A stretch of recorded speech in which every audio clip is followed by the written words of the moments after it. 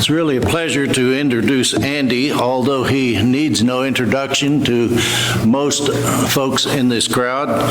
But Andy is a very good representative of the congregation here as the gospel preacher and as a director of the School of Preaching. Andy has a fine education as well as being a music writer, and so he has several talents. And Andy is married to Marcia. They have two children, Andrew and Hannah, and he also has a new grandson, and his name is Andrew Jackson Robinson the Sixth.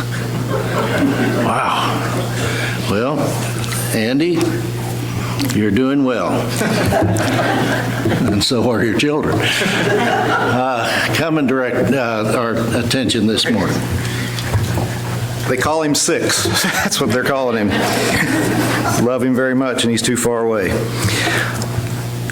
Dolores Bigler was telling me earlier that last night she had a dream that she was in a car shop and she was a tailpipe and she woke up exhausted. That's about how I feel right now, is exhausted, and you probably do too.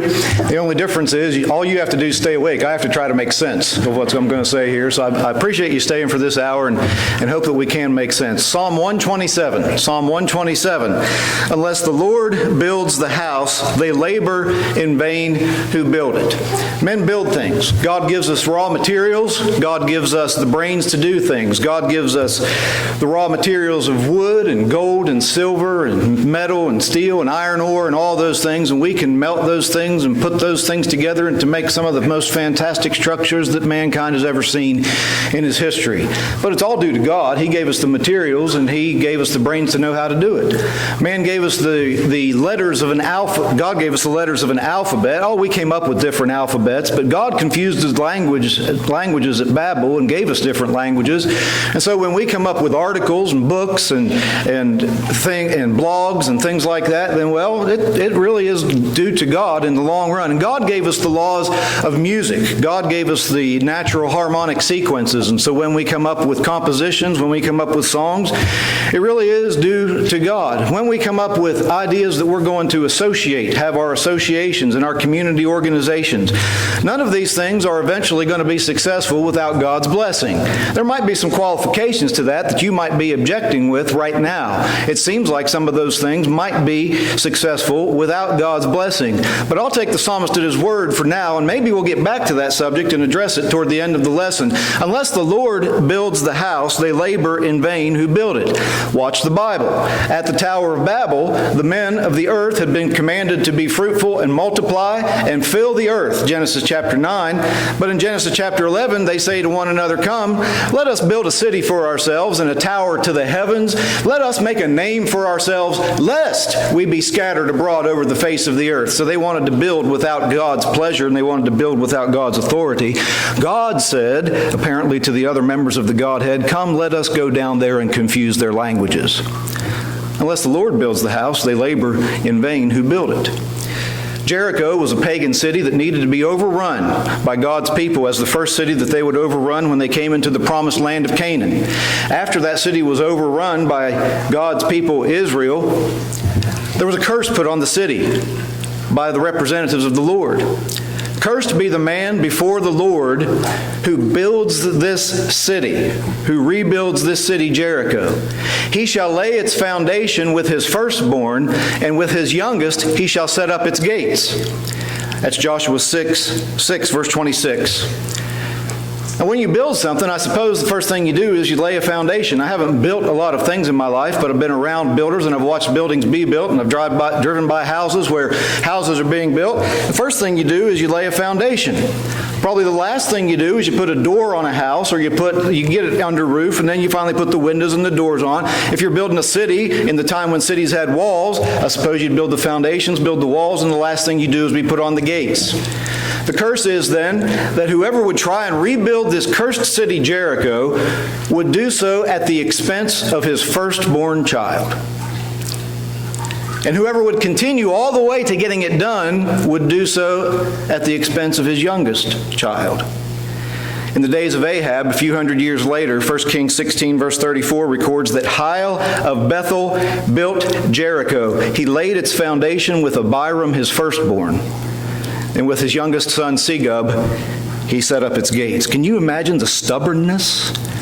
Surely somebody came to him and pointed out to him the record of the book of Joshua or the passed down oral history of the law of God from that time. And he said, look, you lost your oldest already. Now stop. Look, you're following the curse. I'm going to go all the way till the end, even if my youngest dies. That's some of the stubbornness of man, as Charles Abbey was pointing out for us a little bit ago. Good King Josiah found through his emissaries the book of the law in the house of the Lord, reestablished the Passover, and then he died. And his son Jehoahaz took over for only about 3 months. But those 3 months were apparently so wicked, selfish, and greedy that they warranted a rebuke in the book of Jeremiah that lasts about 4 verses. He has more verses than he had months of his reign. In Jeremiah 22, verse 13, concerning Shallum, another name for Jehoahaz, woe to him, thus says the Lord.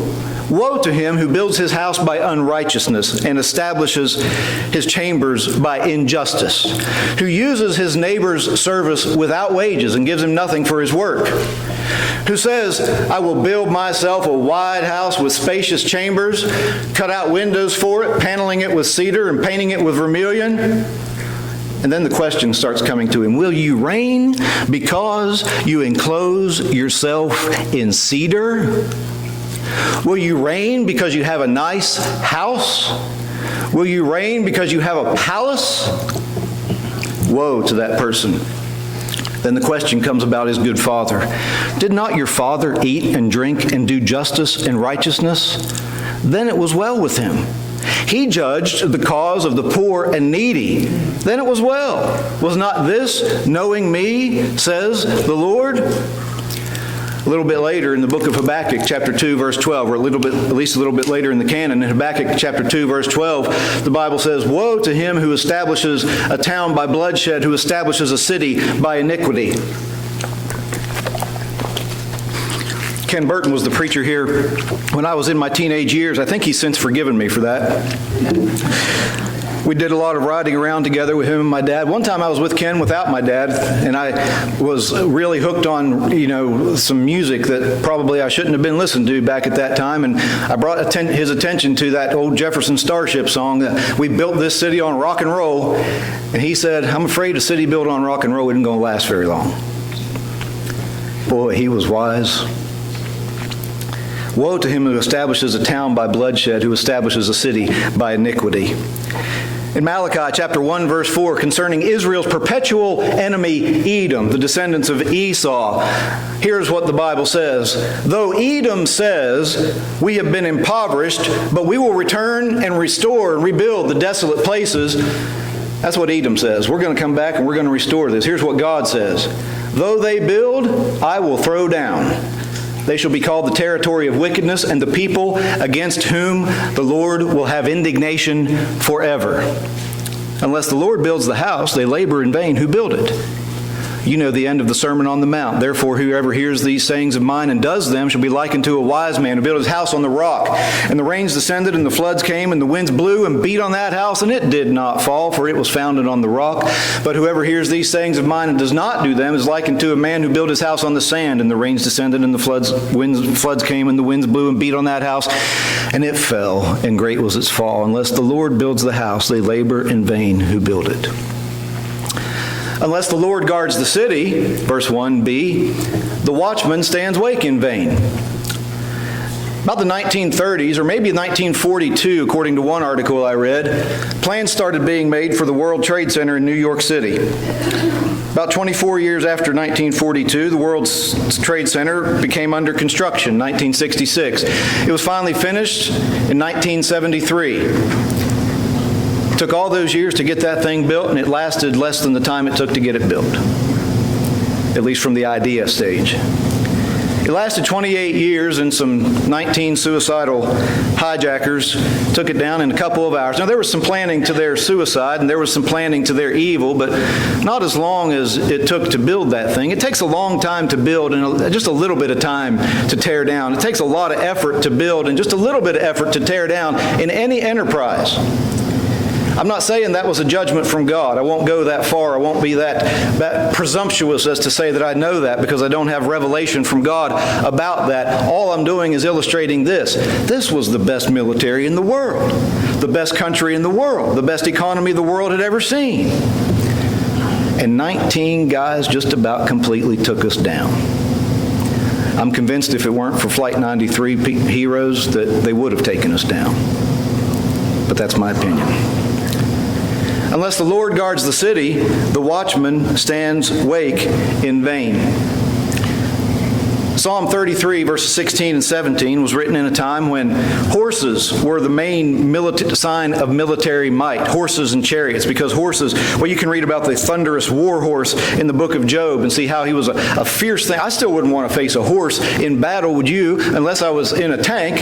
Well, the horses were what they had then. Psalm 33, verses 16 and 17 indicates that a horse isn't any good in front of God.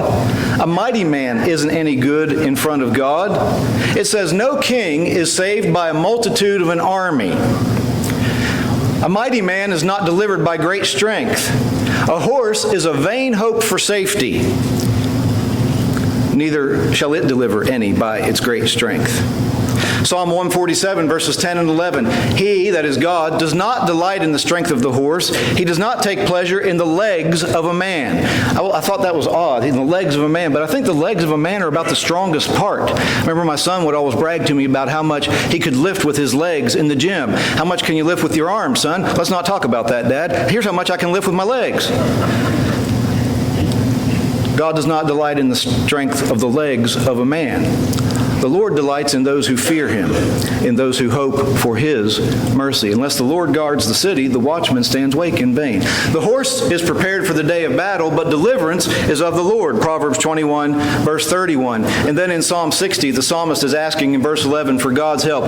Give us help from trouble. Why? For the help of man is useless. Through God we will do valiantly. It is He who shall tread down our enemies. Unless the Lord builds the house, they labor in vain who build it, construct it. Unless the Lord guards the city, the watchman stands wake in vain. We build and we try to protect. We have alarm systems, we have insurance policies, we have LLCs, we have incorporation documents to try to protect us from legal action, protect us from thieves, protect us from all the evils that are out there. But unless the Lord guards the city, the watchman stands wake in vain. Verse 2. It is vain for you to rise up early, to sit up late, to eat the bread of sorrows. He gives His beloved sleep. There are people who work anxiously at their jobs to try and get rich. Well, the Bible forbids that. Proverbs 23, verses 4 and 5. Do not overwork to be rich. Will you set your eyes on that which is not?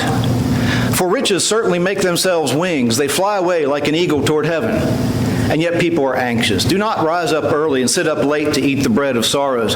Now, God is not advocating sloth here. He speaks rather profoundly against sloth, laziness, the sluggard, in several other places in the book of Proverbs. He's not advocating that, but He is advocating that we not be so anxious about things and worry ourselves to death and sicken ourselves by the work that we're trying to get done.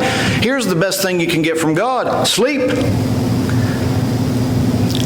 It is vain to rise up early, to sit up late, to eat the bread of sorrows. That word sorrows is from the same word that is pain in Genesis 3:16, where the curse upon women is that they will have more pain in childbearing. It's the same root word as that which is in Proverbs 15, verse 1. A harsh word stirs up anger, but a soft answer turns away wrath. It's the same root word as labor in Proverbs 14, verse 23. In all labor there is profit, but idle chatter leads only to poverty. The idea here is that you're just going to work yourself to death. It's vain. It's vanity. Here's the best thing for which you can hope: a good night's sleep. Some of you realize that that's the case. Some of you might have trouble getting a good night's sleep. And sometimes that doesn't have anything to do with the fact that other than there may be some medical conditions involved, there may be some medicines involved, there may be some things about the day that took place, about illnesses, about disease. Sometimes it's restlessness over something. The idea here is an unwarranted anxiety in the face of trusting God. God can give his beloved sleep. I will both lie down in peace and sleep, for you alone, O Lord, will make me dwell in safety. My mom used to stay up late at nights. She'd go to bed, come back down to the chair, go to bed, come back down to the chair. Dad would go to bed. As soon as his head hit the pillow, he'd fall asleep. She'd get so mad at him for that. He said, well, I have a clean conscience. That's when I left the room, generally. But it's not always about that, but sometimes it is. You ever hear the old preachers used to say, if you need to obey the gospel of Christ, if you're outside of Christ tonight, if you're a sinner, and you don't come forward to obey the gospel of Christ, I hope you can't sleep a wink tonight. I wonder if maybe we ought to preach like that some more. I'm afraid to do it because of people's medical conditions nowadays, because I know that there are people who can't sleep, and they're not sinners, they're good Christians. But let's not miss the point of the promise by trying to explain it away. I read the same book that Hunter was talking about, How to Win Friends and Influence People. I hope he does better at it than I do. He mentioned Dale Carnegie. In that book, I learned something that was real valuable to me. All the anxiety can be put away if you just have this in mind. All I got to do today is get to bed tonight. I can't solve the world's problems. I can plan for retirement. I can plan for other things. I can't solve everything, though. All I got to do is get to bed tonight. And then when I get up the next morning, you know what?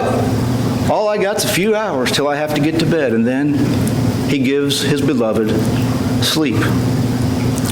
You know the passages about anxiety in Philippians chapter 4, verses 6 and 7. You know the Lord calmed the storm, rebuked the wind. I love that phrase in Mark 4, verse 39. He rebuked the wind and said to the sea, peace, be still. And suddenly the wind ceased and there was a great calm. If he can do that for the natural laws of storm making, he can do it for the things that make for storms in our hearts. In Jeremiah chapter 31, verses 23 through 26, Jeremiah gets word that all of the destruction that he's been prophesying about Jerusalem will be followed by some restoration from captivity, that God will satiate the weary soul and replenish every sorrowful soul. And then he says, after this I awoke and looked around, and my sleep was sweet to me. Elizabeth Barrett Browning wrote the poem based on the second part of Psalm 127, verse 2. He gives his beloved sleep. Here are only 3 stanzas. Of all the thoughts of God that are borne inward unto souls afar, along the psalmist's music deep, now tell me if that any is for gift or grace surpassing this. He gives his beloved sleep. You see what she's saying? Sometimes I need poetry explained to me. You may not, but I'll explain it to you anyway. If there's anything that we can get from God, a gift that we can get from God, if we can get anything from the Psalms, we can get anything, a gift from God, grace from God, what's better than this? He gives his beloved sleep. He takes away the anxiety. What would we give to our beloved? The hero's heart to be unmoved, the poet's star-tuned harp to sweep, the patriot's voice to teach and rouse, the monarch's crown to light the brows? What would we give to our kids? What would we want our kids to have? What would we want our grandkids to have? We want them to be heroes, the hero's heart to be unmoved. We'd like them to be artists, the poet's star-tuned harp to sweep. We'd like them to be national patriots, the patriot's voice to teach and rouse. We'd like them to be kings, the monarch's crown to light the brows. He giveth his beloved sleep. Sleep soft, beloved, we sometimes say. This pictures a parent saying to their child or grandchild.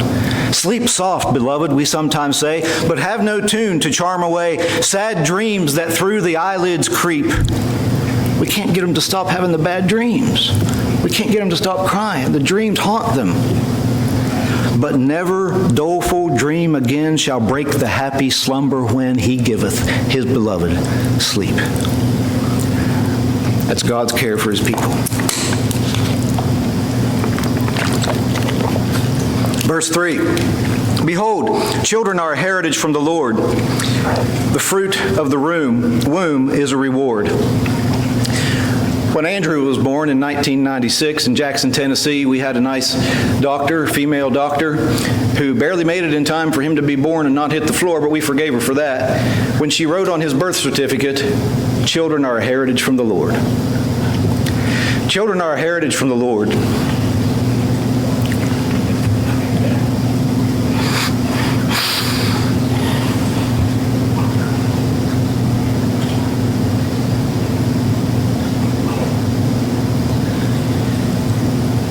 Brother, when I'm exhausted, I get emotional. Dolores Bigler also said that she dreamt one night she was eating a great big marshmallow and woke up and her pillow was gone. The passage about children helps us understand something about the existence of God.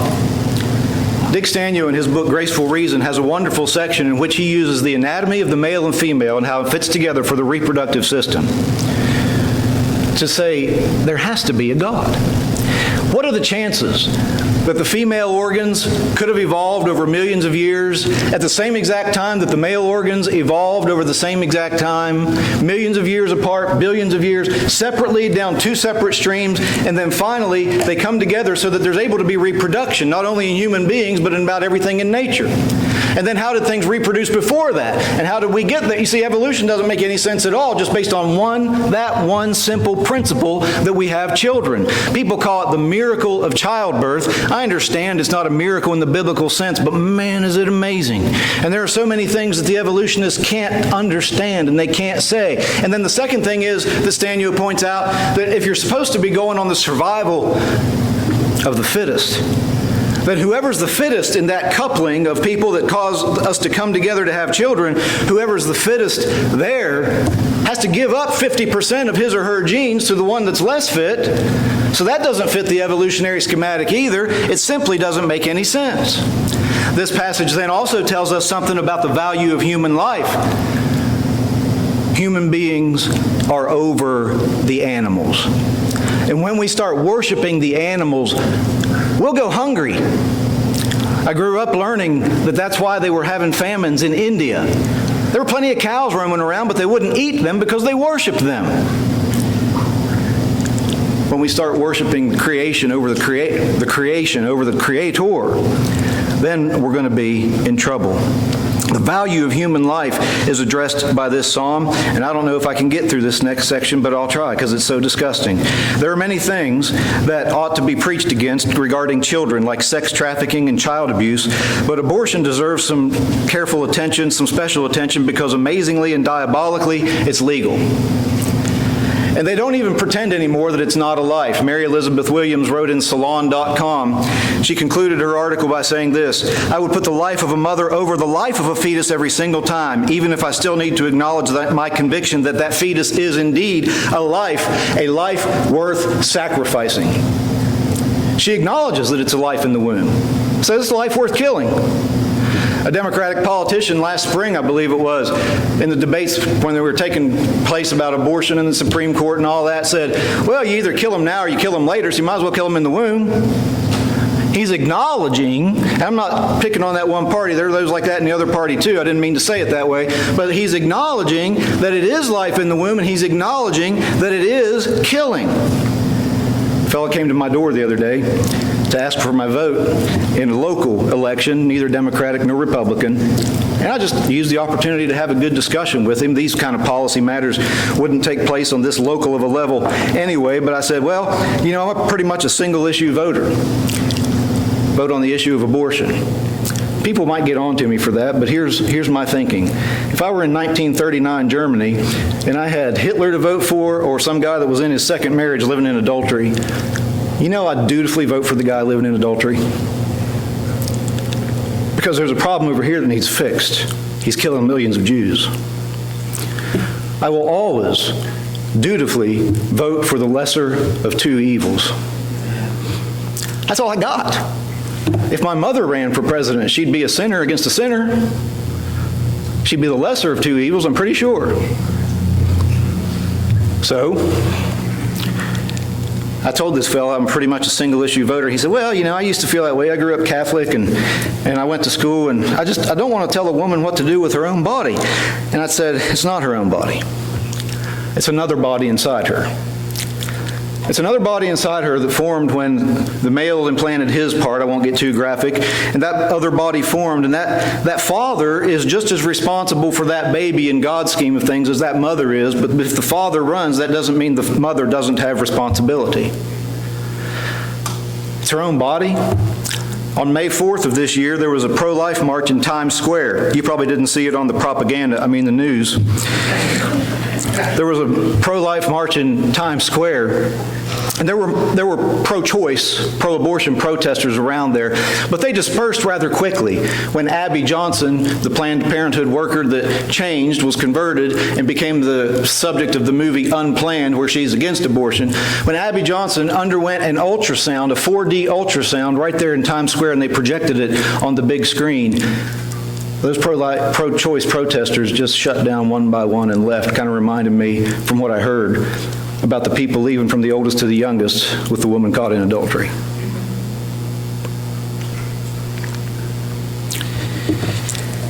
Peter Singer wrote in 1993 regarding newborn infants as replaceable, as we now regard fetuses, would have considerable advantages over prenatal diagnosis followed by abortion. You see what he's saying? Let the baby live. I'll show you the quote later if you want, but for time and for my emotions, I won't read the rest of it. He basically says in that quote in 1993, we ought to give babies to a week or a month old and then decide if we want them. In 2004, he updated that. Let them live to a year old and then decide if we want them.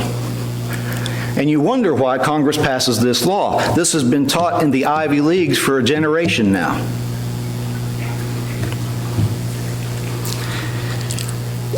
People say, wait a minute, you're just anti-abortion, you're not pro-life. You don't want to take a baby into your home. Usually these are the same people that are against capital punishment, so I ought to demand that they take a convicted killer off death row into their home. Remember Ezekiel 13, verse 19?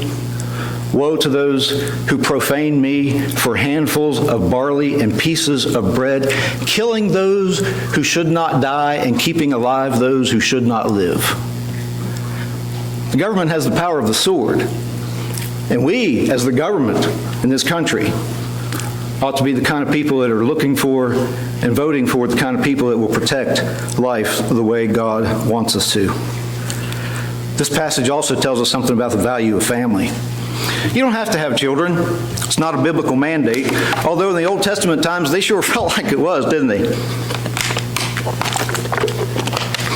Old Elizabeth embodies the spirit of Naomi, embodies the spirit of Hannah, embodies the spirit of Rachel and Leah when she finally becomes pregnant in old age with John the Baptist, and she says in Luke 1, verse 25, "Thus the Lord has dealt with me when he looked upon me and taken away my reproach among men."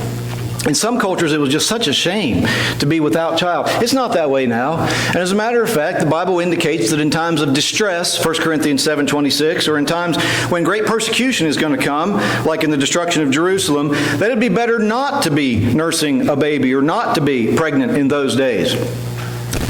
But don't let anybody tell you that you shouldn't have lots of children if you want to have lots of children.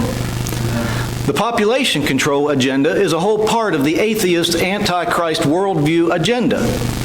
In 1975, Peter Gunter wrote from North Texas State University, he said, demographers agree almost unanimously on the following grim timetable. Here's his following timetable from 1975. He said, everybody agrees on this. By 1975, widespread famines will begin in India. These will spread by 1990 to include all of India, Pakistan, China, and the Near East, Africa. By the year 2000, or conceivably sooner, South and Central America will exist under famine conditions. By the year 2000, 30 years from now, the entire world, with the exception of Western Europe, North America, and Australia, will be in famine. What's the Bible say about a person who predicts something and it doesn't come true? Deuteronomy 18, verses 21 to 22. He's a false prophet. And a guy could miss it. I understand that. But my point is these activists pile lie on top of lie on top of lie. And when it passes, the media says nothing about it and they throw out a new lie to get us scared and to perform the real child abuse that kids think, the world's going to end in 12 years. Well, the world might, but child, 8-year-old, 6-year-old, if it does, you're going to be safe with the Lord Jesus Christ. And He's going to bring the world to an end. You're not going to have anything to do with it. He's going to destroy it in fire, and there's nothing we can do to bring it about or to stop it. See if this makes sense. Salt Lake City Tribune, November 17th, 1967. George Getz, LA Times writer, said, "It is already too late for the world to avoid a long period of famine." This is 1967, a Stanford University biologist said Thursday. Paul Ehrlich said, "The time of famines is upon us and most disastrous by 1975. Now watch the rest of what he said. He said, "The population of the United States is already too big that birth control may have to be accomplished by making it involuntary and by putting sterilizing agents into simple foods and drinking water, and that the Roman Catholic Church should be pressured into going along with routine measures of population control." What have you seen since the Affordable Health Care Act? The abortion mandate. Suing the Little Sisters of the Poor that they have to put contraception and some abortifacients into their health care plan. See how it makes sense? See how it stems from the worldview? I want to caution my preaching brethren that I'm speaking more harshly today than I want to speak because it makes me angry. But what makes me equally angry is that there are people out there who were deceived into having abortions thinking that it was nothing big, and these poor young girls grow into old women regretting that for the rest of their lives, having difficult problems, needing counseling, and we need to, when we preach, somehow not be so angry and show them some compassion of Jesus Christ. Yeah, I know it was a sin, but all sins can be forgiven. And I'm not angry at those women particularly as the deceitful people who pushed them into such a thing. When they make laws that if they go to a nonprofit pregnancy counseling center that they have to tell them about abortion, and when they make laws that if they go to an abortion center, they do not have to and must not tell them about any other alternative in some cases, pro-choice they are not. Pro-deception they are. But these women need help. They need love. They need guidance. I think most of you in this audience know that Jane Roe of Roe versus Wade, was Norma McCovey. She ended up having the baby about which the suit was, and she ended up converting to some form of Christianity and becoming a staunch pro-life advocate. She was against abortion till the day of her death. People's lives are ruined. Babies are killed. 4,000 a day. And some of my brethren poo-poo it. Oh, you 4,000 a day? Oh, that's just abortion. Oh, well, okay. How's that different from killing 4,000 5-year-olds a day? They're still dependent on their mothers and their fathers. I don't understand. So if you want to have lots of children, have lots of children. Sometimes I wonder if in the church we bought into the population control agenda. You know, one fellow accused me, he had 5 children, I had 2. He said, "You didn't replenish, you just replaced." And maybe I was a little scared to be able to make a living for them. And there are considerations. I'm not telling anybody what to do. I'm saying don't let anybody tell you what to do. You do what you think is right before you and your God. The command to be fruitful and multiply is still there. There are other considerations given in the Bible, but it's still A-okay. Verse 4, like arrows in the hand of a warrior, so are the children of one's youth. Happy is the man who has his quiver full of them. They shall not be ashamed, but shall speak with their enemies in the gate. There's a Chinese proverb, when a son is born into a family, a bow and arrow are flung up at the gate. My son married the oldest of 5 children in her family, last name Wolf. They call themselves the Wolf Pack, and they always talk about their quiver being full of happiness. Charles Spurgeon has a quote in the book I'd encourage you to read about how he had 2 sons, and by the time he got to his empty nest, maybe wished he'd had more because the home had lost a charm. Oh, children are so wonderful. Children, bless your lives. You want to do something to help children and to help old people? Gather together about 10 or 12 kids that can't sing and can't do anything, and take them in to sing and do something for people in a nursing home, and that made the day for everybody right there, didn't it? And I don't mean to insult kids who can't do anything. I'm being exaggerated. Everybody can do something. I'm just being hyperbolic for the point of for the sake of the argument. But take them. Children are wonderful. How does this psalm go together? You notice I've done it piece by piece, and you've been patient with me. Just give me just a few more minutes. How does this psalm go together? Unless the Lord builds the house, they labor in vain who build it. Unless the Lord guards the city, the watchman stands awake in vain. We're talking about building. Maybe Solomon's temple, some people have said. Maybe the rebuilt temple after the captivity. Maybe some people have pointed to that. Unless the watchman stands awake in vain, unless the Lord guards the city. You don't want to rise up early, stay up late, eat the bread of sorrows, overwork yourself, and then children. How does this all fit together? Well, I don't know, except for maybe this. About anything I do is going to be temporary on this earth. I've not built many things. I built 2 sheds out back of our house in Parkersburg, West Virginia. First big wind is going to take them down. I've not built many things. I've tried to write some things. I've written articles, and those will burn up. Or when the internet goes down, they'll crash. I've written songs, and people might sing them for a few years, and I'd like for some people to sing them a few years after I die, but I won't know, won't really care at that point. But those aren't going to last forever because the earth and everything in it will be burned up. The futility of life without God has been my title. The futility of life without God might be viewed in 2 ways, I suppose, here. One, collectively, what's the best thing that you can do on this earth that lasts? Be nice to children. Raise children in the Lord. Teach them about what it means to love one another. Teach them about what it means to stand up for the oppressed, to stand up for those who are being killed. Teach what it means to love Jesus Christ who died for them and loved them so much. Teach them the songs, Jesus loves me, this I know. Be nice to children, and you've left a legacy that's going to last on, and it's going to benefit that child, and that child is going to benefit society. And then that's going to be the legacy. It's the same principle as 2 Corinthians chapter 3, where Paul says, do I need letters of recommendation from somewhere else to be authoritative to you? You are my letter of recommendation. I converted you. You people are where I invested my time and my responsibility. And therefore you are the ones who are my letter of recommendation. I want to be nice to children. I want to be kind to children. I don't want them to fall by the wayside. I don't want them to be lost. I don't want them to go to hell.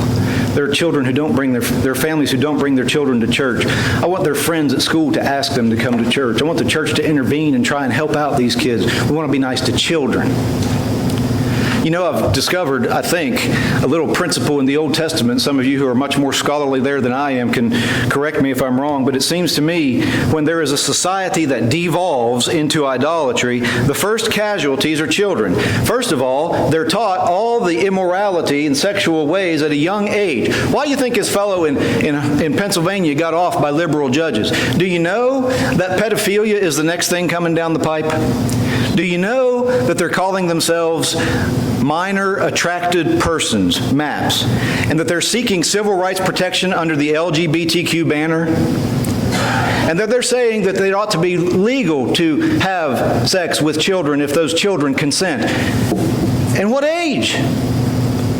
And do you know that incest is the next thing coming down the pike? They call themselves GSA, genetically sexually attracted. And why not? If we're going to throw off the parameters of an all-seeing God who gives us morals, we just make it up on the way, and that's where it goes. In 20 years, the Supreme Court will be deciding whether or not pedophilia is okay. I'm not a prophet. I'm just afraid that that will happen. I don't know that it will happen, and I hope to God it doesn't happen. I hope we just stop this nonsense and get over it and start repenting and obeying God. Who are the first casualties? Look at ancient Israel. They started worshiping the idols. Then what did they start doing with their children? Offering them to the fire. Which God said, which I never commanded, nor did it come into my mind. But it did. Back in Leviticus 18, he commanded them not to do that. So what does he say? What does he mean in Jeremiah 7:31 and other passages when he says, which I did not command, nor did it come into my mind? I think he's meaning this is worse than the other stuff. I know it's not popular to say, we're supposed to say that all sin is equal, but I also am reminded of the possible implications of Jesus saying to Pilate, whoever delivered me to you has the greater sin. John 19, verse 11. I know all sin's going to lose us in heaven, but on earth, not all sin gets the death penalty. And there might be people living next door to me drinking some beers, and I can put up with that, but I can't put up with mass murderers living next door to me. So what happens when everybody becomes wicked? What happens in a society when everybody becomes that sort of person that wants to sexually abuse children and call it legal, and that wants to go after strange flesh and call it legal, and that wants to abort children and call it legal, and that wants to have infanticide and call it legal? What happens to that society? You know, I'm coming to the opinion that God mercifully destroys them. This is a hard thing for atheists. They say, oh, what of your God that would take out Sodom and Gomorrah and the Amalekites? Well, listen, if you're in a closed system and you're going to have nobody from the outside coming in with any godly influence, and those children are going to be raised to be abused, and they're going to be raised to learn evil ways, and they're going to be raised to go to hell, or they're going to be killed while they're young. I knew a lady who had about 6 children back in the days before birth control. She prayed for each one of those children when she found out that she was pregnant. God, if these children aren't going to be Christians, if this child is not going to be a Christian, please let him die in infancy. And one of them did. I want to tell you something. I admire that woman and I don't have her faith. Let's remember what really matters. What happens when a society comes like that? I'm going to do the most arrogant thing I could possibly think of right now. I'm going to quote myself. Some of you have seen on circulating on Facebook about every 9/11, my wife and sometimes I will put out that song I tried to write, and some generous people saying, "Who will stand for America?" Here's one stanza of it that I think sums up this lesson. Who can expect a future for generations yet?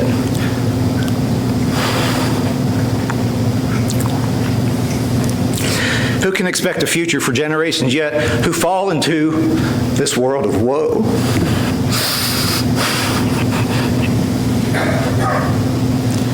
Without a safety net, who peek their eyes from womb to light with dreams thus far unknown, who grow to want to serve the world. Without calling on the throne, they have no God that they know. You see a generation of that now. People who want to change the world, people who want to serve the world, but they've been taught there's no God, so they worship the creature rather than the Creator, and that's how they're serving the world. My people are destroyed for lack of knowledge. Because you have rejected knowledge, I will also reject you from being priest for me. And because you have forgotten the law of your God, I will also forget your children. Hosea 4, verse 6. That's the futility of life without God.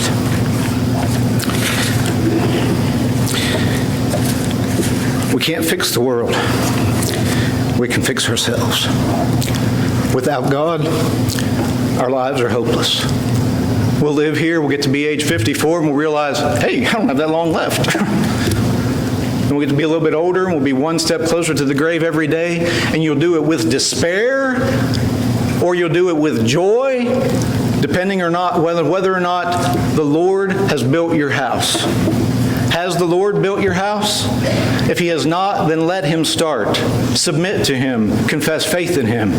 Repent of sins and be baptized. If you've been away from Him, come back. If we could help you, please come as we stand and sing. And I thank you for your patience.